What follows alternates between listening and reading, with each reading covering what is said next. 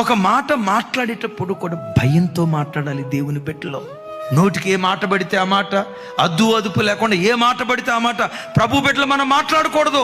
ఎందుకో తెలుసా? రేపు తీర్పు దినాన నోటి మాటను బట్టి దేవుడు తీర్పు తీరుస్తాడట.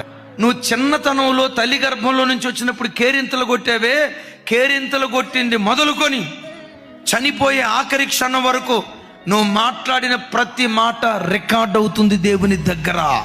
ఈ కాలంలో మనం మాట్లాడిన మాటలు ఫోన్లో రికార్డ్ అవుతున్నాయా లేదా? నేనంట మనిషి తయారు చేసిన ఫోన్కే ఇంత టెక్నాలజీ ఉంటే మనిషికి ఆ జ్ఞానం ఇచ్చిన దేవుని దగ్గర ఇంకెంత టెక్నాలజీ ఉంటుంది? అయ్యలారా, అమలారా, ఓ మాట మాట్లాడేటప్పుడు నా మాట నా దేవుడు వింటున్నాడు, నా మాట నా దేవుడు వింటున్నాడు. ఎప్పుడు ఆ భయం నీ గుండెల్లో గూడుగట్టుకో. ఎందుకు ఆ భయం గూడుగట్టుకోవాలో తెలుసా? యెహోవా యందైన భయం పవిత్రమైనది అని రాస్తుంది.